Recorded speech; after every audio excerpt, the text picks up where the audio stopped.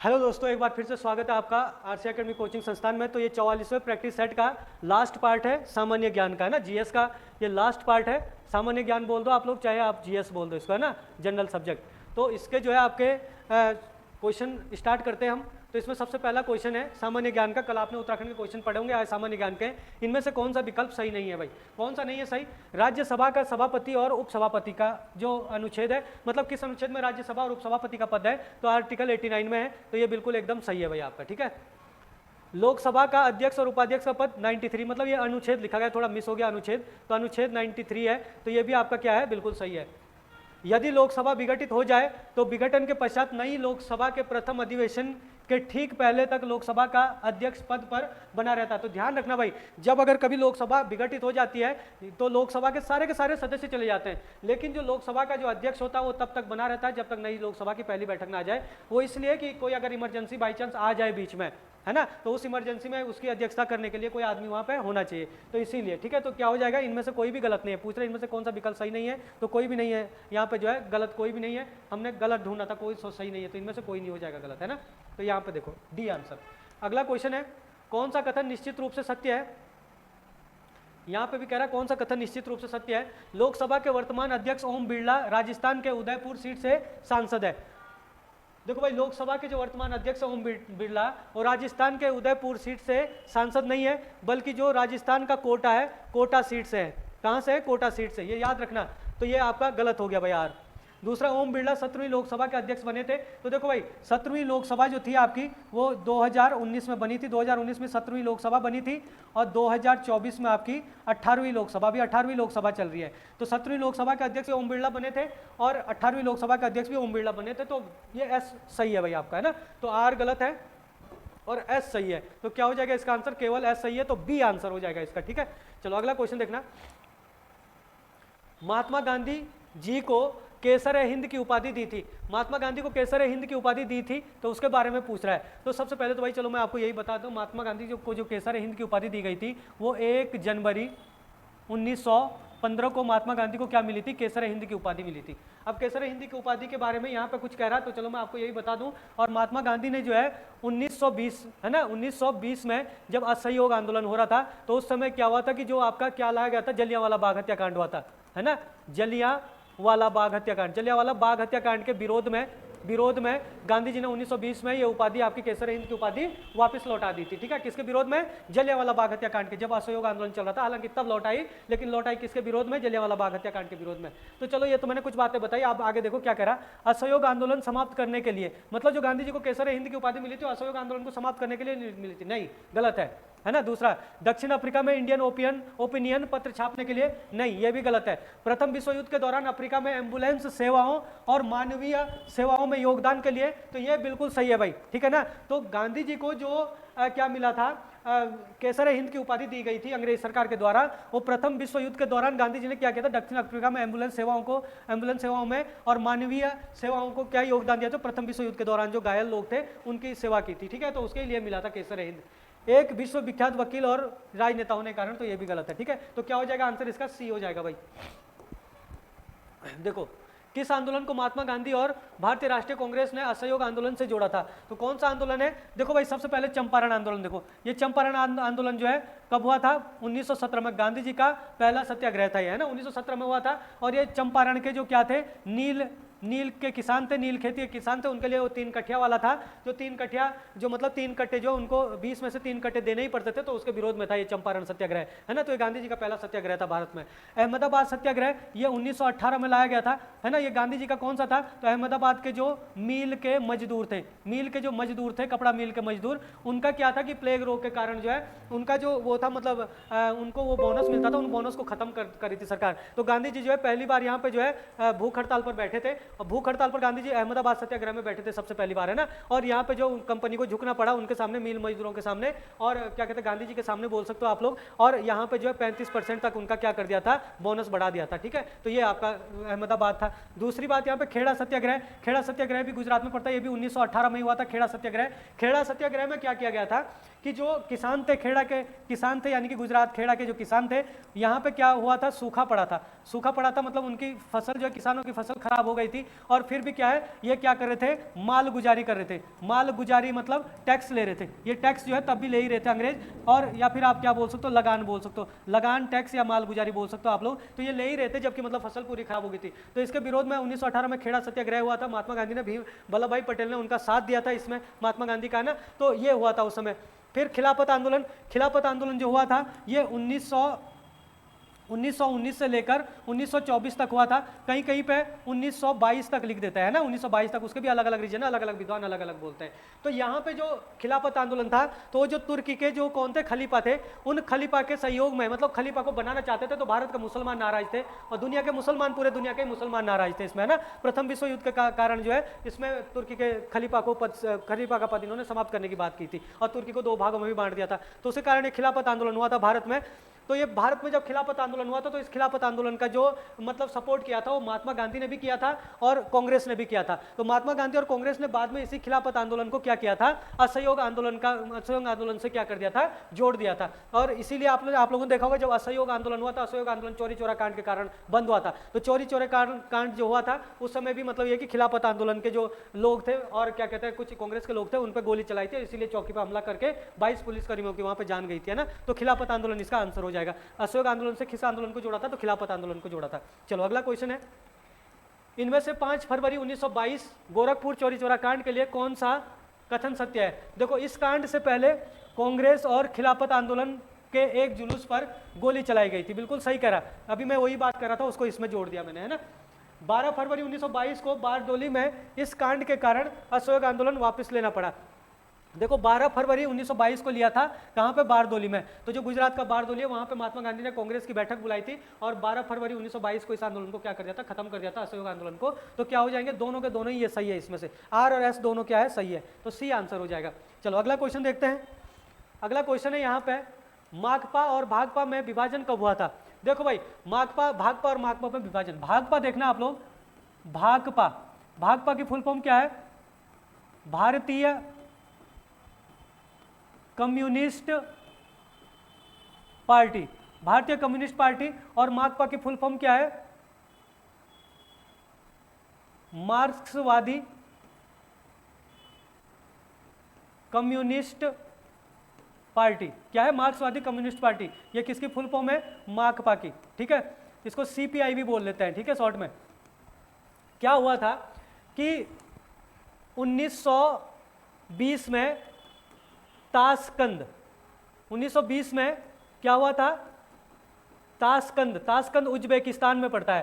Tashkent में M N Roy ने क्या किया था, इसका गठन किया था भाई, गठन किया था किसका, भाकपा का क्या हुआ था, गठन हुआ था 1920 में। लेकिन ये भारत में इसका जो गठन माना जाता है वो 1925 में माना जाता है, कानपुर में इसकी पहली बैठक हुई थी 1925 में। अब ये भाकपा जो आगे चलते चलते इसमें इसका जो प्रभाव बहुत ज़्यादा बढ़ गया था, और इसमें बड़े बड़े नेता शामिल हो गए थे, और बाद में इनमें मनमुटाव हुआ, और 1964 में क्या हुआ कि ये भाकपा और माकपा 2 भागों में बंट गए, एक बंट गया भाकपा में और एक चले गया आपका माकपा में। तो ये माकपा का गठन हुआ था इस समय। तो ये देखो, यही कह रहा भाकपा और माकपा में विभाजन कब हुआ था, तो 1964 में हुआ था भाई, तो 1964 में हुआ था। ये पूछता भाकपा का गठन किसने किया था और कब किया था, ये संस्थापक कौन थे, कब हुई थी स्थापना, तो भारत में पूछेगा तो 1925, और ताशकंद में पूछेगा तो 1920, और सबसे पहले पूछेगा तो 1920 ही आएगा। बाकी ये कब अस्तित्व में आया, तो पूछता है कि ये माकपा कब अस्तित्व में आई थी, तो माकपा जो 1964 में अस्तित्व में आएगी टूटने के बाद, ठीक है। चलो अगला क्वेश्चन देखते हैं। देखो अप्रैल 2025 में आयुष्मान भारत योजना में शामिल होने वाला 35वां राज्य या केंद्र शासित प्रदेश कौन सा था। देखो भाई, जो आयुष्मान भारत योजना है ना, आयुष्मान भारत योजना में एक तो है पंजाब, एक है दिल्ली और एक है पश्चिमी बंगाल। यही 3 राज्य ऐसे बचे हुए थे जो मतलब क्या है कि जो आयुष्मान भारत योजना के अंतर्गत जो शामिल नहीं थे, जो इसका लाभ नहीं ले रहे थे, ठीक है। तो क्या हुआ कि जो आपका पंजाब है, पंजाब ने 34वें राज्य के रूप में, 34वां राज्य था पंजाब, जनवरी 2025 में जिसने क्या किया, आपका आयुष्मान भारत योजना का लाभ लेना शुरू कर दिया, है ना। और जो दिल्ली है ये अभी ये 35वां राज्य बना, जिसने मतलब क्या 35वां राज्य बना, ये भी 2025 में ही, जिसने मतलब क्या किया, जो आयुष्मान भारत योजना लेने, जब बीजेपी की सरकार आई तो इन्होंने ली, पहले केजरीवाल की सरकार थी तो केजरीवाल नहीं ले रहा था। अब बचा आपका पश्चिमी बंगाल, तो ये भी आपके पास प्रश्न आएगा, ये तो मतलब अप्रैल 2025 में, देखो अप्रैल लिख रहा है ना यहाँ पे, तो अप्रैल 2025 में आयुष्मान भारत योजना में शामिल होने वाला 35वां राज्य कौन सा बना, तो जो 34वां राज्य बना था वो तो कौन बना, पंजाब बना, और 35वां राज्य कौन बना, दिल्ली बना, तो दिल्ली आपका आंसर हो जाएगा। बात करें अगर पश्चिमी बंगाल की, तो जो ये पश्चिमी बंगाल है इसने अपने यहाँ अलग से योजना चला रखी है, तो स्वास्थ्य साथी, याद रखना ये प्रश्न बन सकता है, पश्चिमी बंगाल में आयुष्मान भारत योजना के स्थान पर बंगाल सरकार ने कौन सी योजना चला रखी है, तो स्वास्थ्य साथी, इसमें भी 5 लाख तक की जो है मतलब छूट दी जाती है इलाज में, ठीक है ना। अगर एक चीज़ और ध्यान रखना कि जो इसकी शुरुआत हुई थी 23 सितंबर 2018 को, तो ये भी इंपॉर्टेंट है, आयुष्मान भारत योजना की शुरुआत कब हुई थी, 23 सितंबर 2018। अगर सितंबर याद रह पाएगा 23 सितंबर तो ठीक है, नहीं तो कम से कम 2018 तो आप याद रख ही लेना, ठीक है। तो इसका आंसर क्या हो जाएगा, दिल्ली हो जाएगा भाई। चलो अगला क्वेश्चन देखते हैं। केंद्रीय बजट 2025-26 में भारतीय भाषाओं में डिजिटल पाठ्य पुस्तकें उपलब्ध कराने के लिए किस योजना को शुरू किया गया। देखो भाई, इसमें जो योजना शुरू है केंद्रीय बजट 2025-26 में, ये योजना शुरू की गई है भारतीय भाषा पुस्तक योजना। भारतीय भाषा पुस्तक योजना में क्या है कि जो मतलब आपकी निम्न, जो मतलब क्या कहते हैं, निम्न शिक्षा है, निम्न शिक्षा है ना, और उच्च शिक्षा है, उच्च शिक्षा दोनों में ही क्या है इसमें मतलब जो वो है क्या कहते हैं, पुस्तकें उपलब्ध कराई जाएगी, डिजिटल पुस्तकें ऑनलाइन करवाई जाएगी उपलब्ध, है ना, तो ये बहुत महत्वपूर्ण है भाई ये भी। चलो अगला क्वेश्चन है, प्रधानमंत्री जीवन ज्योति बीमा योजना के 10 साल पूरे हो गए हैं, इसकी शुरुआत कब हुई थी, तो भाई याद रखना प्रधानमंत्री जीवन ज्योति बीमा योजना की जो शुरुआत हुई है वो 9 मई 2015 को हुई थी। और इस योजना में क्या होता है, जरा मैं आपको बता दूं, इस योजना में क्या है कि इस योजना में बीमा होता है, और जो बीमा धारक होता है उसकी क्या होता है, किसी भी कारण मृत्यु हो जाए, किसी भी कारण मृत्यु हो, किसी भी कारण मृत्यु हो तो उसको कितना बीमा मिलता है, तो उसको कितना बीमा मिलता है, तो 2 लाख का इसमें क्या मिलता है, बीमा मिलता है। तो ये चीज़ आपको ध्यान रखनी है, कितना बीमा दिया जाता है प्रधानमंत्री जीवन ज्योति बीमा के तहत, तो 2 लाख। किसको दिया जाता है, तो एक्सीडेंट में या फिर कैसे भी मृत्यु हो तो उसको मिलेगा ही मिलेगा। लेकिन इसमें एक चीज़ ध्यान रखना, इसमें जो उम्र है वो 18 से 50 वर्ष होनी चाहिए भाई, 18 से 50 वर्ष, वही इस बीमा को ले सकता है, जिसकी उम्र 18 वर्ष से कम नहीं होनी चाहिए और 50 वर्ष से ज़्यादा नहीं होनी चाहिए। चलो अगला क्वेश्चन है, अगला क्वेश्चन है, जून 2025 में भारत सरकार द्वारा शुरू किए गए अब तक के सबसे बड़े जनजातीय सशक्तिकरण अभियान का नाम क्या है। तो भाई देखना आप लोग, जनजातीय इसका आंसर है जनजातीय कल्याण, ये धरती आभा जन भागीदारी अभियान, धरती भागा जन भागीदारी अभियान इसका आंसर है। इसमें क्या है कि जैसे क्या होते हैं जो जनजाति वाले हैं, है ना, जनजाति जैसे एसटी एससी, जनजाति किसको बोलते हैं, एसटी को बोलते हैं, जैसे एसटी वाले हैं तो एसटी वालों के लिए क्या है, इनकी पहुंच जो है जैसे आपकी क्या होती है, सरकारी योजना और या फिर सरकारी कार्यक्रम, सरकारी योजना और सरकारी कार्यक्रमों तक इनकी पहुंच तक जो है इनको बताना, मतलब कि एसटी वालों को पता लग जाएगी क्या क्या सरकारी योजना आई हुई है और क्या क्या सरकारी कार्यक्रम चल रहे हैं अभी, है ना, तो एसटी को पता होना चाहिए। तो इसके लिए योजना चलाई गई। तो ध्यान रखना, ये भी पूछा जा सकता है, ये अब तक की सबसे बड़ी जनजातीय सशक्तिकरण अभियान है भाई, सबसे बड़ा, ठीक है। भारत में हजारीबाग का पठार और पलामू का पठार किस राज्य का किस पठार का हिस्सा है। देखो एक तो हजारीबाग का पठार है, एक पलामू का पठार है, ये किस पठार के हिस्से हैं, तो आप लोग देखना भाई, दक्कन का पठार जो है ये कहाँ पे पड़ता है आपका, महाराष्ट्र में पड़ता है, महाराष्ट्र है आपका, और आपका जो है मध्य प्रदेश है, मध्य प्रदेश में, और या फिर आप दक्षिण भारत में ना, कर्नाटक हो गया आपका, केरला हो गया, ये दक्षिण भारत तमिलनाडु तक फैला हुआ पूरा। लेकिन ये अगर छोटा नागपुर का पठार देखें तो छोटा नागपुर का पठार कहाँ पे है, झारखंड में है, छोटा नागपुर का पठार झारखंड में है। लेकिन झारखंड के अलावा देखा आप लोग तो उड़ीसा में है, ये है ना, उड़ीसा में है, और ये पश्चिमी बंगाल में है, पश्चिम बंगाल के अलावा जो है बिहार में है, इन राज्यों में ये फैला हुआ है ना, और छत्तीसगढ़ में भी है ना, झारखंड और छत्तीसगढ़ में ज़्यादातर फैला हुआ है, ठीक है। इसके अलावा मेघालय का पठार आपको पता है मेघालय में, और हजारीबाग के पठार की बात करें तो हजारीबाग का पठार भी कहाँ पे, झारखंड में, पलामू का पठार भी झारखंड में, ये जो छोटा नागपुर के पठार के ही क्या है, हिस्से हैं, तो क्या है, बी इसका आंसर हो जाएगा। चलो 82 देखते हैं। भारत सरकार ने कर्मचारियों का महंगाई भत्ता भारत सरकार अपने कर्मचारियों का महंगाई भत्ता जारी करती है। जो भारत सरकार है भाई अपने महंगाई, देखो किस आधार पर महंगाई भत्ता जारी करता है? एक तो थोक मूल्य सूचकांक और एक है उपभोक्ता मूल्य सूचकांक, है ना, और एक में दोनों दिया हुआ, एक में इनमें से कोई नहीं। जो थोक मूल्य सूचकांक है या WPI है, जिसको होलसेल प्राइस इंडेक्स बोलते हैं, ये आपका जो थोक मूल्य पर जारी किया जाता है। ये क्या होता है? थोक मूल्य सूचकांक और उपभोक्ता मूल्य सूचकांक दोनों के दोनों ही क्या है? मुद्रास्फीति के मापक है।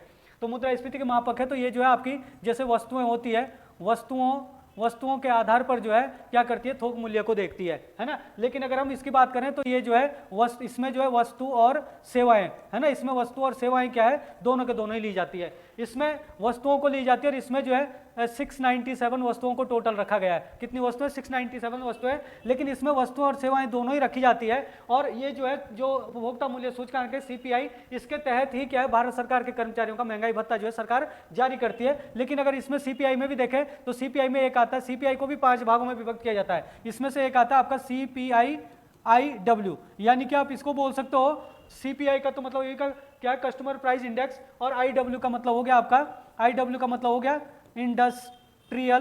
इंडस्ट्रियल वर्कर, यानी कि जो आपके क्या होता है? इंडस्ट्रियल मतलब जो फैक्ट्री के जो कर्मचारी होते हैं, जो मतलब वर्कर होता है ना, या इंडस्ट्रियल कर्मचारी जो होता है, उन कर्मचारियों के वेतन के आधार पर जो है महंगाई भत्ता जारी किया जाता है और वो CPI के अंतर्गत आता है। ठीक है, तो B इसका क्या हो जाएगा? आंसर हो जाएगा। अगला क्वेश्चन देखते हैं यहाँ पे, संसद के सदन के अधिवेशन में गणपूर्ति सदन के कुल सदस्यों की संख्या का 10वां भाग होता है। गणपूर्ति का मतलब जानते हो ना, जैसे संसद का सदन होता है तो लोकसभा में जैसे 543 सीटें हैं, तो 543 सीटों में से 10वां भाग मतलब 1/10 सदस्यों का होना अनिवार्य है। यानी कि 543 का 10 सदस्य है ना, 10 सदस्यों का होना अनिवार्य है। या फिर राज्यसभा की बात करें तो राज्यसभा में टोटल कितने सदस्य हैं? तो अभी 245 सदस्य, तो 245 का 1/10 सदस्यों का होना अनिवार्य, नहीं तो बैठक नहीं हो सकती, है ना। तो ये मतलब कोरम होता है, कोरम या गणपूर्ति बोलते हैं इसको। तो कह रहा है इसकी चर्चा किस अनुच्छेद में? तो सिंपल तो अनुच्छेद 100 में, लेकिन अनुच्छेद 100 का भी किसमें? First, second, third, fourth. तो आपको देखे जरा अनुच्छेद 100 के फर्स्ट में क्या है?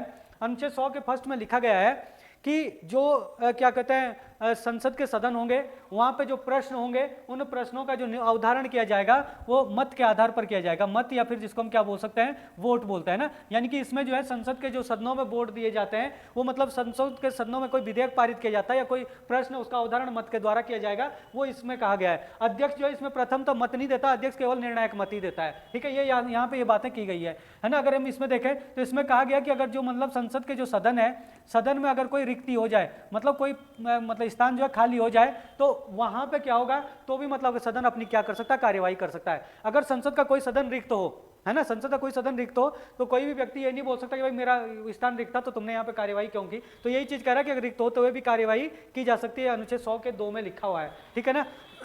अनुच्छेद 100 के 3 में क्या लिखा गया है? इसमें लिखा गया आपका गणपूर्ति या कोरम। इसमें ही आपका क्या लिखा गया है? कोरम लिखा गया है कि जो कोरम है वो 10% संसद जो सदस्य होते हैं लोकसभा के या राज्यसभा के, अपने सदन के टोटल जो सदस्य, टोटल सदस्यों का 10%, या फिर आप बोल सकते हैं 1/10 सदस्यों का होना क्या है? अनिवार्य है। यहाँ पे 10वां भाग होना क्या है? अनिवार्य है, तभी बैठक हो सकती है। और यहाँ पर अनुच्छेद 100 के 4 में लिखा गया है कि अगर क्या है कि कोरम पूरा नहीं होता या गणपूर्ति पूरी नहीं होती है, तो जो अध्यक्ष होता है ना, लोकसभा में लोकसभा का अध्यक्ष, और राज्यसभा में क्या होगा? राज्यसभा का सभापति। सभापति या अध्यक्ष को क्या होगी? जो मतलब बैठक होगी, बैठक को स्थगित, है ना, स्थगित करने का अधिकार होगा। स्थगित करने का क्या होगा? अधिकार होगा। किसको? सभापति या अध्यक्ष को, अगर कोरम पूरा नहीं होता है। तो ये चीजें भाई इसमें, तो इसका आंसर क्या हो जाएगा? सी हो जाएगा। 100 के 3rd में है ये। ठीक है, चलो अगला क्वेश्चन देखते हैं। 84 में कह रहा है तरलता के आधार पर मुद्रा का कौन सा सही अवरोही क्रम है? देखो भाई, सबसे पहले यहाँ पे M1, M2, M3, M4 लिखा गया है। यहाँ पे देखना कि जो M1 होता है, M1 क्या होता है? M1 में जो मतलब जनता होती है, जनता के पास जो क्या होता है? जनता के पास जो क्या होता है? धन होता है। यानी कि जनता के पास जो नोट और सिक्के होते हैं, नोट और सिक्के किसके पास? जनता के पास, वो इसमें लिए जाते हैं। और इसके अलावा जो है जो मतलब क्या होता है? बैंक होता है। बैंक के पास जो मतलब पैसा होता है, मतलब डेली का लेन देन का, जिसको हम क्या बोल सकते हैं? जो सेविंग अकाउंट में रखा जाता है ना। किसमें? सेविंग अकाउंट में। यानी कि जनता का पैसा होता है जिसको जनता कभी भी निकाल सकती है, वो M1 के अंतर्गत आती है। ठीक है ना। M2 में क्या आता है? M2 में आता है आपका कि एक तो मतलब इसमें M1 लिया जाता है, और M1 के द्वारा अलावा क्या किया जाता है? जो मतलब आपका क्या होता है? डाकघर होता है।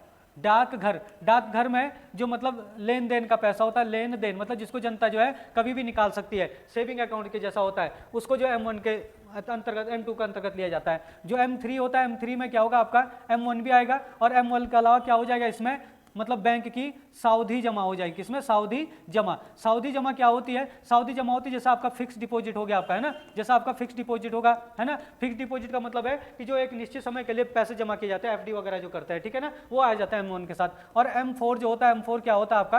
M4 होता है, M4 में भी M1 आ जाएगा। इसके अलावा मतलब क्या हो जाए, जो आपका डाकघर होगा, डाकघर का मतलब सभी धन आ जाएगा, है ना, सभी धन आ जाएगा। और इसके अलावा जो है आपका सावधि जमा, मतलब बैंक का क्या हो जाएगा? सावधि जमा इसमें आ जाएगा, यानी कि इसमें सभी प्रकार की मुद्रा आ जाती है। अब यहाँ पे अगर आप देखोगे तो इसमें जो है, जो इसमें मुद्रा तो बहुत कम होती है, इसको संकीर्ण मुद्रा बोलते हैं। इसमें भी मुद्रा बहुत कम होती है, इसको भी संकीर्ण मुद्रा बोलते हैं। लेकिन इसमें जो तरलता होती है, तरलता क्या होती है सबसे ज्यादा? इसमें इन दोनों में क्या होती है? तरलता सर्वाधिक होती है। सबसे ज्यादा तरलता इसमें होती है और इससे कम तरलता इसमें होती है, और इससे कम तरलता इसमें होती है, और सबसे कम तरलता इसमें होती है। लेकिन इसमें जो है, जो धन की संकीर्णता होती है वो बहुत, मतलब धन जो है बहुत व्यापक रूप में होता है ना, तो इसमें जो है तरलता बहुत कम होती है। तो तरलता के अनुसार सबसे ज्यादा तरलता इसकी होती है, उससे कम इसकी होती है, उससे कम इसकी, और सबसे कम इसकी। तो तरलता जो क्या हो जाएगा? M1 की हो जाएगी सबसे ज्यादा, फिर M2 की हो जाएगी, फिर M3 की हो जाएगी, फिर M4 की। तो इसका मतलब क्या हुआ आपका? बी आंसर क्या हो जाएगा? सही हो जाएगा, ठीक है ना। तो अवरोही क्रम बताना था, बड़े ज्यादा से कम, तो सबसे ज्यादा तरलता इसके, इससे कम M2 की, M2 से कम M3 की, M3 से कम M4 की हो जाएगी। चलो अगला क्वेश्चन देखते हैं। कौन सा विकास मानव सूचकांक यानी कि HDI, ह्यूमन डेवलपमेंट इंडेक्स के लिए सही है? तो मानव विकास सूचकांक भैया आप लोग देख रहे हैं यहाँ पे, इसके प्रतिपादक महबूब उल हक और अमर्त्य सेन थे। इन्होंने जो है, आपको ध्यान रखना है, इन्होंने क्या किया था 1990 में, इस इंडेक्स को क्या किया था, इस इंडेक्स का प्रतिपादन किया था, इन दोनों ने ही किया था। तो ये बिल्कुल एकदम सही है। दूसरा है, पहला मानव विकास सूचकांक 1990 में जारी हुआ था, तो उसी समय जारी हुआ था, तो ये भी बिल्कुल सही है। ये देखो 2025 में भारत का स्थान 193 देशों में 0.685 अंकों के साथ 130वां स्थान है, तो ये भी आपका सही है। भाई आप लोग देखना कि जो इसका इंडेक्स होता है ना, वो 0 से लेकर 1 के बीच में जो है, मतलब इसके अंक निकाले जाते हैं। जो एक होता आपका निम्न, एक आता आपका मध्यम, एक आता आपका उच्च, और एक आता आपका बहुत उच्च, है ना, ये आते हैं। तो जो निम्न होता है भाई, वो 350 से लेकर, और 350 से लेकर 550 तक होता है। जो मध्यम होता है वो क्या होता है आपका? 550 से लेकर और 700 तक होता है ना। और जो होता है आपका मतलब उच्च होता है,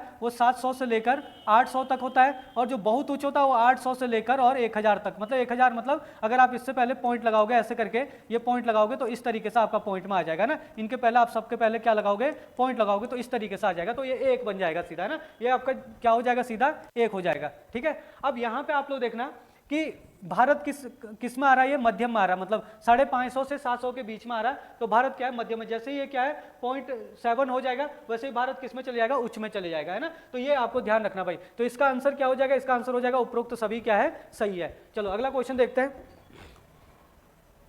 1924 की मूडीमैन समिति के लिए इनमें से कौन सा विकल्प सही है? तो भाई आप लोग देखना, सबसे पहली बात यहाँ पे कहा गया, यह समिति भारत शासन अधिनियम 1919 की जांच हेतु बनाई गई थी। यह समिति गांधी जी पर जांच हेतु बनाई गई थी, और ए और बी दोनों, या इनमें से कोई नहीं। देखो समझना जरा, देखो क्या हुआ था कि 1923 में एक क्या कहते हैं, स्वराज पार्टी का गठन किया गया था। क्या इसका? स्वराज, बहुत इंपॉर्टेंट है। स्वराज पार्टी का गठन किया गया था 1923 में, है ना। किसके द्वारा? सी आर दास और मोतीलाल नेहरू, इनके द्वारा जो है स्वराज पार्टी का गठन किया गया था। कब? 1923 में। इस स्वराज पार्टी ने क्या किया कि जो अंग्रेजों के द्वारा मॉन्टेग्यू चेम्सफोर्ड सुधार लाया गया था, भारत शासन अधिनियम 1919 लाया गया था, उसमें द्वैत शासन की जांच की गई थी, और इस अधिनियम की क्या है? पूरी जांच करवाई गई थी, है ना। तो ये इनके जो भारत शासन अधिनियम 1919 है, उनकी जो खामियां है वो स्वराज पार्टी ने उजागर की थी, और इसी कारण जो है बाद में अंग्रेजों को क्या बनानी पड़ी? 1924 में मूडीमैन समिति बनाई गई है, और इस मूडीमैन समिति ने क्या की थी? भारत शासन अधिनियम 1919 की क्या की थी? इन्होंने जांच की थी। तो ए इसका क्या हो जाएगा? आंसर हो जाएगा। चलो अगला क्वेश्चन है। 1928 में Hindustan socialist Republic association HSRA का गठन किसने किया था? देखो भाई सबसे पहले तो आप लोग देखना कि 1928 में क्या हुआ था कि 1928 से पहले 1924 की बात करते हैं, इसमें गठन हुआ था HRA का। HRA का मतलब क्या हो जाएगा आपका? Hindustan Republic association. तो ये क्रांतिकारी संगठन था, और आपको पता होगा 1925 में 9 अगस्त 1925 को क्या हुआ था? 9 अगस्त 1925 को क्या हुआ था भाई? काकोरी कांड हुआ था। क्या हुआ था? काकोरी कांड। जो ये काकोरी कांड हुआ था, इस काकोरी कांड में जो सदस्य थे वो सारे के सारे हिंदुस्तान रिपब्लिक एसोसिएशन के सदस्य थे। इन्होंने काकोरी रेल डकैती की थी। काकोरी में जो लखनऊ से कानपुर जाने वाली एक ट्रेन थी, उससे धन लूटा अंग्रेजों का, और जिस कारण कई लोगों पर मुकदमा चलाया गया है ना। इसमें मतलब 17 लोगों पर तो लंबी सजा सुनाई गई, 4 लोगों को उम्र कैद की सजा सुनाई गई, 4 लोगों को फांसी दी गई, है ना। और उसमें से जो एक थे चंद्रशेखर आजाद, वो भी थे, लेकिन ये चंद्रशेखर आजाद उस समय फरार हो गए थे। और बाद में 1928 में जो एक क्रांतिकारी थे, इन्होंने चंद्रशेखर आजाद से आग्रह किया कि भाई आप जो इस पार्टी को, जो हिंदुस्तान रिपब्लिक एसोसिएशन, इसको दोबारा खड़ा कीजिए, जो 1924 में गठन हुआ था। तो इसको क्या कहते हैं, चंद्रशेखर आजाद ने फिर से दोबारा खड़े किया, लेकिन उसका नाम चेंज कर दिया, हिंदुस्तान रिपब्लिक एसोसिएशन था, इसको यहाँ पे सोशलिस्ट जोड़ दिया। तो हिंदुस्तान सोशलिस्ट रिपब्लिक एसोसिएशन का गठन चंद्रशेखर आजाद ने किया था। याद रखना सी इसका आंसर है। लेकिन यह भी ध्यान रखना कि 1924 में किसका गठन किया गया था, हिंदुस्तान रिपब्लिक एसोसिएशन का गठन हुआ था 1924 में, और हिंदुस्तान सोशलिस्ट रिपब्लिक एसोसिएशन का गठन हुआ था 1928 में, जिसको किसने किया था, चंद्रशेखर आजाद ने। और हिंदुस्तान रिपब्लिक एसोसिएशन का गठन किया था किसने, किसका गठन किया था, सत्येंद्र नाथ सान्याल, सत्येंद्र नाथ सान्याल। और किसने किया था, लाला हरदयाल। इन दोनों ने मिलकर किया था भैया ना, हिंदुस्तान रिपब्लिक एसोसिएशन का। ठीक है, तो चलो इसका आंसर सी हो जाएगा। अगला क्वेश्चन देखते हैं। दुनिया के पठारों के लिए सही मिलान कीजिए। दुनिया के पठारों के लिए सही मिलान करना भाई। यहाँ पे ये देखो, किम्बरले का पठार बहुत महत्वपूर्ण है। किम्बरले का पठार ऑस्ट्रेलिया में है। गुयाना का पठार दक्षिण अमेरिका में है। और पामीर के पठार की बात करें तो पामीर का पठार एशिया में है, कई देशों में फैला हुआ है, लेकिन मोस्ट क्या है, ताजिकिस्तान में जो है सबसे ज्यादा फैला हुआ है। तो क्या हो जाएगा, ये पहले का दूसरा, दूसरे का पहला और तीसरे का तीसरा, मतलब ए इसका क्या हो जाएगा, आंसर हो जाएगा। चलो अगला क्वेश्चन देखते हैं।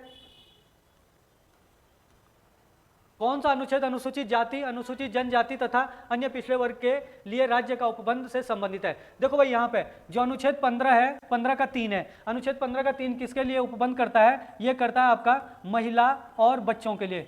महिला और बच्चों के लिए क्या करता है, ये उपबंध करता है, ध्यान रखना।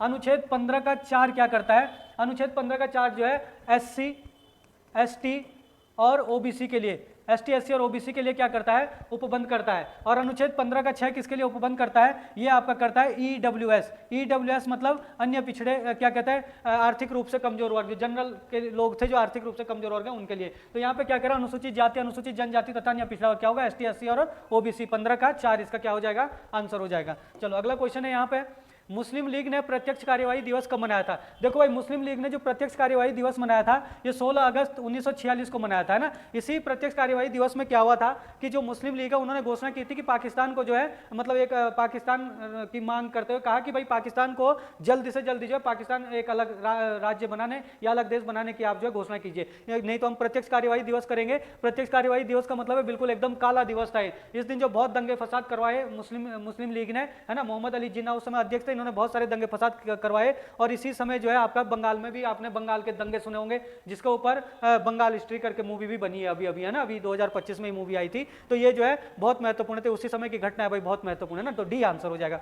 अगला क्वेश्चन है, भारत का संविधान आंशिक रूप से कब लागू हुआ था। तो जो भारत का संविधान है भाई, वो 26 नवंबर 1949 को आंशिक रूप से लागू हुआ था। जैसा आपको पता होगा 26 जनवरी 1950 को हमारा संविधान पूर्ण रूप से लागू हुआ था, लेकिन आंशिक रूप से 26 नवंबर 1949 को हुआ था, क्योंकि इस दिन ना संविधान तो हमारा बन चुका था, संविधान हमारा बनकर तैयार हो चुका था। लेकिन इस समय जो है रावी नदी के किनारे जो है कांग्रेस के या जो जिन्होंने आजाद कराया भारत को, उन्होंने झंडा फहराया था। और उस दिन क्या मनाया था, गणतंत्र दिवस मनाया था। तो सोचा कि इसी दिन जो हम संविधान लागू करेंगे 26 जनवरी को। तो 26 जनवरी के लिए ज्यादा टाइम नहीं था बचा हुआ, है ना, क्योंकि 26 नवंबर हो गया, इस बार दिसंबर था, फिर जनवरी था, है ना। तो आपको आने वाला था, तो इसीलिए कहा कि भाई इस दिन जो हम कुछ अनुच्छेद लागू कर देते हैं जो ज्यादा जरूरी है। अब देखो उनमें कौन कौन से अनुच्छेद थे जो ज्यादा जरूरी थे उस समय, नागरिकता से संबंधित थे। जैसे आपका क्या हो जाएगा, नागरिकता से संबंधित 5, 6, 7, 8, 9, है ना। ये तो मतलब 9 तो ये हो गए। एक आपका जो है क्या हो गया, 60 हो गया। एक इसके अलावा जो आपका 324 हो गया, है ना, 366, 367, 379,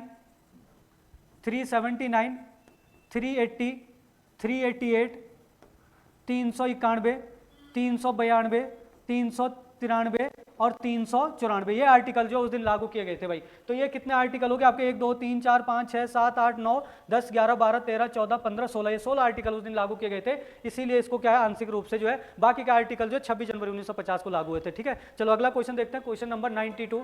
नीति आयोग के सदस्य होते हैं, जो नीति आयोग के सदस्य होते हैं वो कौन होते हैं भाई? नीति आयोग के सदस्य देखो, जिसको पहले योजना आयोग के नाम से जाना जाता था और अब किस नाम से जाना जाता है? नीति आयोग के नाम से। इसमें जो सदस्य होता है वो कौन होता है? जितने भी राज्य होते हैं हर राज्यों के मुख्यमंत्री इसके सदस्य होते हैं। तो क्या हो जाएगा आंसर? सभी राज्यों के मुख्यमंत्री तथा केंद्र शासित, जहां पे मुख्यमंत्री नहीं है वहां पे केंद्र शासित प्रदेशों के उपराज्यपाल क्या होते हैं? इसके सदस्य होते हैं। तो सी क्या हो जाएगा इसका आंसर हो जाएगा। चलो अगला क्वेश्चन देखते हैं। भारत में पूर्ण रोजगार के लिए क्रमशः मापन समय तथा वर्ष दिन क्या है? वर्ष या दिन क्या है? तो देखो पूर्ण रोजगार के लिए मतलब जो पूरा रोजगार है वो किसके पास होना चाहिए? कि जिसके पास क्या होंगे, कम से कम 8 घंटे जो डेली काम करता होगा और 200 या फिर 273 दिन काम करता होगा, है ना, पूरे वर्ष में। या तो 8 घंटे काम करता होगा और या फिर मतलब क्या 273 दिन, मतलब 8 घंटे का काम होना चाहिए और टोटल 273 दिन काम होना चाहिए ना। 300 हमारे पास कितने होते हैं? टोटल 365 दिन होता है। तो 365 दिन में से 273 दिन उसका मतलब काम होना चाहिए और 8 घंटे, तो उसी को क्या माना जाएगा? पूर्ण रूप से रोजगार वाला आदमी माना जाएगा। तो बी क्या हो जाएगा इसका आंसर हो जाएगा। चलो अगला क्वेश्चन है, ऑपरेशन शक्ति किस पंचवर्षीय योजना के दौरान लाया गया था? आप लोगों को पता होगा 11 मई 1998 को, इस समय भारत के प्रधानमंत्री थे अटल बिहारी वाजपेयी। अटल बिहारी वाजपेयी भारत के प्रधानमंत्री थे। तो इस समय भारत ने क्या किया था? परमाणु परीक्षण किया था, परमाणु परीक्षण। और जो ये परमाणु परीक्षण किया गया था ना, इस परमाणु परीक्षण करने के लिए ही क्या लाया गया था? ऑपरेशन शक्ति लाया गया था। और ये ऑपरेशन अब 1998 में आप लोग कौन सी पंचवर्षीय योजना हो सकती है? तो भाई आप लोग ध्यान देना, 1997 से लेकर और 2002 तक जो चली थी वो कौन सी पंचवर्षीय योजना थी? 9वीं पंचवर्षीय योजना थी। तो आपका आंसर क्या हो जाएगा यहाँ पे? सी हो जाएगा। चलो अगला क्वेश्चन है यहाँ पे, निम्नलिखित में से कौन 2004 में हिंद महासागर में आए? मतलब कौन से 2004 में हिंद महासागर में आए भूकंप और सुनामी का मुख्य कारण था? तो भाई हिंद महासागर में जो 2004 में भाई सुनामी आई थी, भूकंप आई थी हिंद महासागर में, बहुत भयानक सुनामी आई थी। तो उसमें एक वर्मा प्लेट और भारतीय प्लेट, इन दोनों के बीच में क्या हुई थी? दरार आ गई थी। तो डी क्या हो जाएगा इसका आंसर हो जाएगा। चलो 96 देखते हैं। 96 में प्रायद्वीपीय भारत की निम्नलिखित नदियों को उनकी लंबाई के अनुसार अवरोही क्रम में लिखिए। अवरोही क्रम में मतलब बड़े से छोटे क्रम में। तो सबसे आप लोग देखना यहाँ पे भाई, सबसे पहले जो है इनमें सबसे लंबी नदी है गोदावरी। गोदावरी नदी की लंबाई है 1400, लगभग 1465 किलोमीटर के आसपास इसकी लंबाई है। गोदावरी की लंबाई कितनी है? 1465 किलोमीटर। इसके बाद कृष्णा की लंबाई है 1400 किलोमीटर। 1400 किलोमीटर किस नदी की लंबाई है? कृष्णा नदी की लंबाई है। इसके बाद अगर आप नर्मदा नदी की बात करोगे तो नर्मदा नदी की लंबाई है आपकी 1213 किलोमीटर। 1213 किलोमीटर नर्मदा नदी की लंबाई है। और महानदी की लंबाई है 900 किलोमीटर, लगभग 900 किलोमीटर महानदी की लंबाई है। तो क्या हो जाएगा आपका आंसर? अवरोही क्रम में लगाना तो 3 2 1 4, तो 3 2 1 4 आपका आंसर हो जाएगा। तो 3 2 1 4, 3 2 1 4 मतलब बी आपका क्या है? आंसर है। चलो अगला क्वेश्चन देखते हैं 97। झिलमिली कोयला क्षेत्र भारत के निम्नलिखित में से किस राज्य में है? तो ये जो कोयला क्षेत्र है भाई, झिलमिल कोयला क्षेत्र, ये जो है आपका छत्तीसगढ़ में। याद रखना कोयले से संबंधित है। कई बार प्रश्न आता है कि झिलमिल किस खदान से संबंधित है? तो कोयले से संबंधित है और छत्तीसगढ़ में है। सिंधु घाटी सभ्यता के विकास के लिए क्रमिक विकासवादी सिद्धांत किसने दिया था? तो याद रखना फेयर सर्विस और रोमिला थापर ने दिया था भाई। सिंधु घाटी सभ्यता के लिए जो है क्रमिक विकासवादी सिद्धांत किसने दिया था? फेयर सर्विस और रोमिला थापर ने दिया था। और ये क्रमिक विकासवादी सिद्धांत क्या है कि इन्होंने मतलब अपना तर्क दिया कि भाई जो सिंधु घाटी सभ्यता का जो विकास हुआ है वो मतलब क्या है? एक क्रम में हुआ है ना, तो वो क्रम की जानकारी वो देते हैं। चलो अगला क्वेश्चन देखते हैं 99 में R37 क्या है? देखो R37 क्या है? तो ये जो R37 है भाई, ये हड़प्पा सभ्यता में क्या है? एक मतलब वो है कब्र है ये, है ना। तो यहाँ से ये जानकारी मिलती है कि जो मतलब हड़प्पा या सिंधु घाटी सभ्यता थी, वहाँ के जो लोग थे उनको दफनाया जाता था। इससे जानकारी मिलती है, कब्र थी। और एक कब्र इसमें क्या मिल गया? R37 स्पेशल उसका नाम दिया गया कि ये हड़प्पा में खोजी गई लकड़ी की एक क्या थी? कब्र थी। तो ए इसका क्या हो जाएगा? आंसर हो जाएगा। चलो लास्ट क्वेश्चन है जीएस का, किसने आर्यों को कश्मीर का मूल निवासी बताया था? तो जो मतलब जैसे आर्यों को, जब कोई बोलते हैं कि मध्य एशिया से आए हैं, कोई बोलते हैं आर्य जो है पहले यूरोप में थे, फिर यूरोप से जो है वो एशिया में आए, मध्य एशिया में, मध्य एशिया से वो भारत में आए आर्य। लेकिन जो आपके क्या है, ये एल डी कल्लर है, कहीं पे एल डी खुल्लर होता लिखा हुआ, ठीक है, एल डी खुल्लर है। इन्होंने कहा कि भाई जो आर्य थे वो कहीं के नहीं थे, वो भारतीय क्षेत्र के थे। और कहाँ के थे? वो कश्मीर के निवासी थे। तो डी इसका क्या हो जाएगा? आंसर हो जाएगा। ठीक है, तो आज के लिए इतना ही देखते हैं। जय हिंद, जय भारत, जय उत्तराखंड।